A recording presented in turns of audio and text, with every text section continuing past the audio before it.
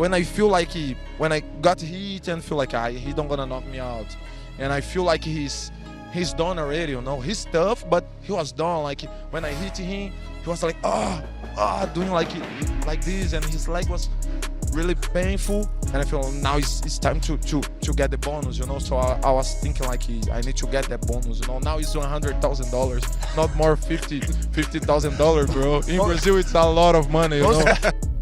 Update berita UFC yang menarik untuk diikuti. Berita pertama masih tentang hasil dari UFC Perth, Australia, yang mana penampilan masterclass dari Carlos Prates mengundang banyak perhatian.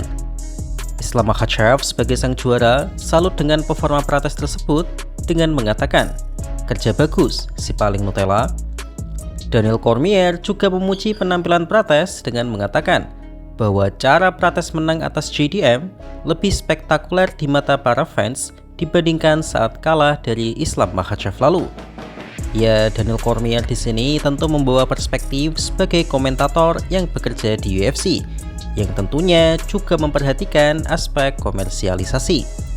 Dan tidak bisa dipungkiri bahwa selain luar biasa secara skill, tapi Prates juga menampilkan atraksi yang mengundang banyak atensi fans.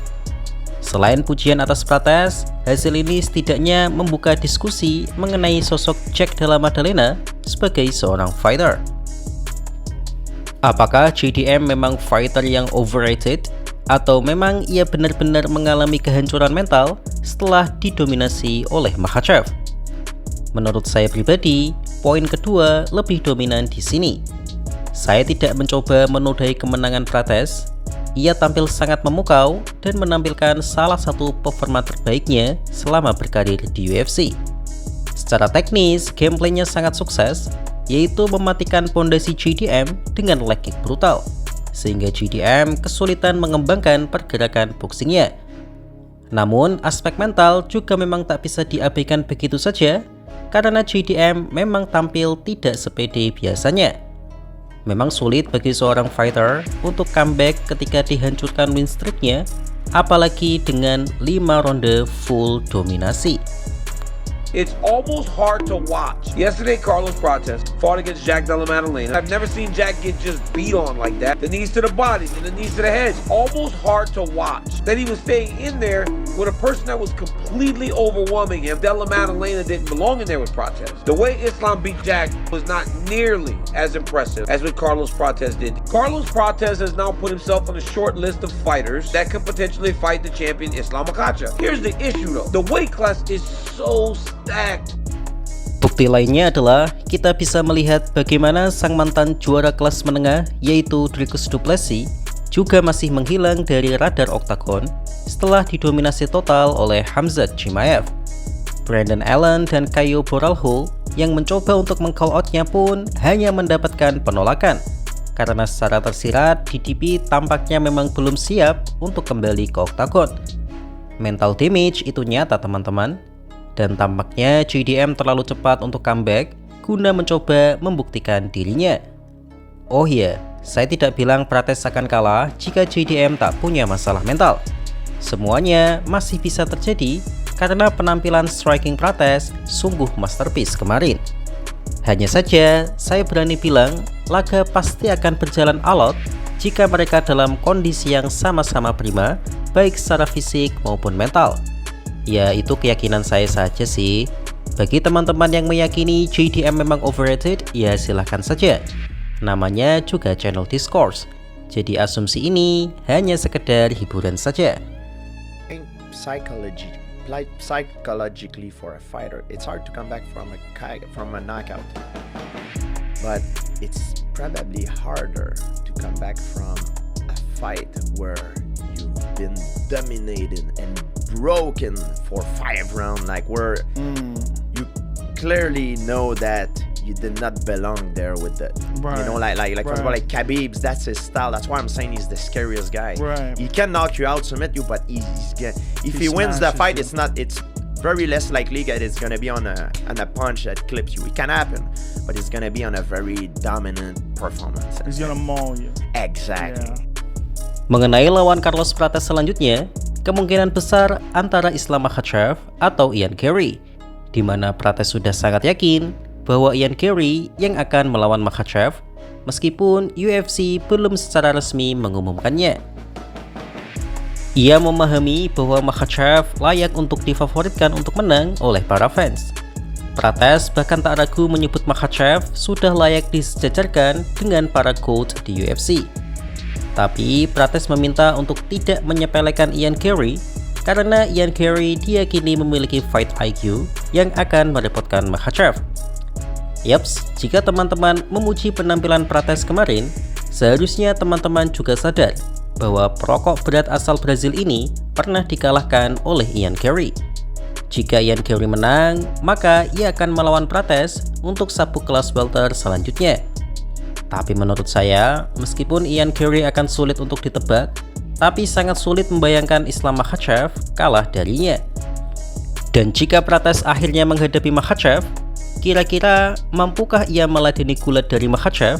Mengingat JDM saja mampu men-takedown-nya 2 kali. Ya, Prates mengaku sudah mengantisipasi pertanyaan itu dengan mengatakan bahwa ia adalah penyandang sabuk hitam BJJ. Ya, kali ini susah sih. Sabuk hitam BJJ sama sekali tak akan membuat Makhachev gentar, bahkan mungkin hanya lelucon saja buat murid terbaik Abdulmanap Nurmuhammadov. Tapi striking Carlos Prates dengan leg kick dan jangkauannya yang super panjang menarik untuk disaksikan ketika bertemu fighter sekaliber Islam Makhachev. Kalau menurut teman-teman gimana nih? Tulis di kolom komentar ya. Would be really cool fight Islam because he's #1 pound for pound. A lot of people's gonna say how Carlos can fight Islam. Was on the first round, he got dropped by JDM. I'm not scared about takedown. I'm BJJ black belt. Black belt? Who give him Black belt. something? That, But he is a Brazilian Jiu-Jitsu black belt, bro. please, brother. What do you mean, please? So what he did when he catch his arm, he go to the duel. What is this, brother? Granby roll. Black belt? Who give him? We have to check that, man. And we have to cancel, brother, many black belt because Why? they make the jiu-jitsu, look bad. Because a lot of guys have black belt, but I don't know, bro. I hope he beat Islam. I think it's a really hard fight, of course, but I think he have some skills to beat Islam. The fight gonna be 2 days before my birthday. I'm gonna ask UFC bring me to the fight and let me watch. Laga pun dimulai dengan JDM yang seperti biasa mengambil inisiatif serangan. Ia mencoba menekan Prates dengan segala ancaman jab tajamnya. Prates dengan tenang mengitari oktagon untuk menghindari tekanan JDM, hingga akhirnya Prates membuka serangan dengan leg kick dan jab.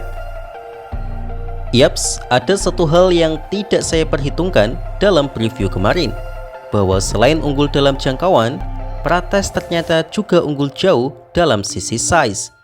Prates tampak jauh lebih besar dan panjang dari JDM. JDM yang memang mengambil kuda-kuda boxing membiarkan kakinya ditendang untuk memuluskan serangannya.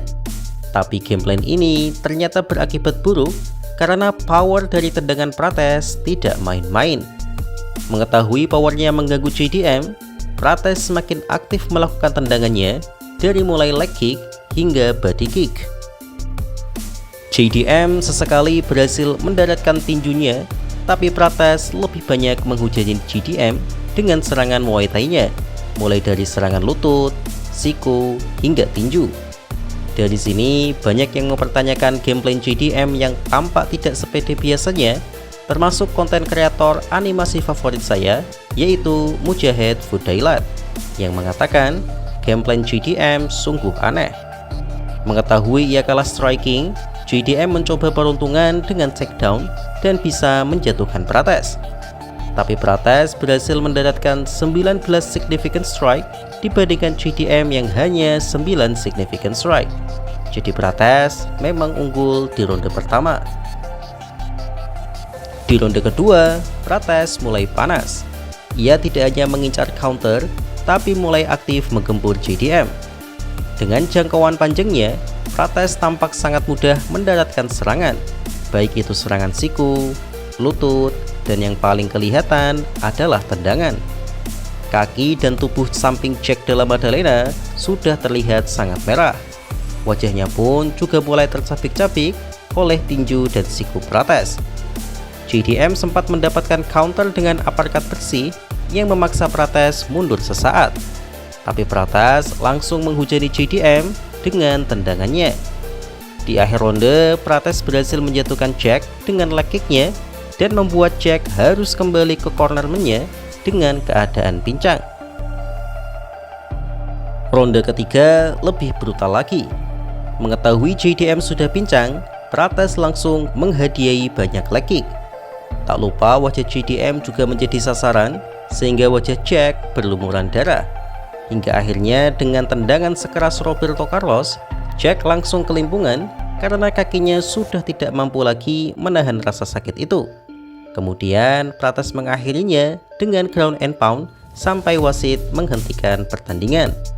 Carlos Prates pun menang dengan TKO di ronde ketiga.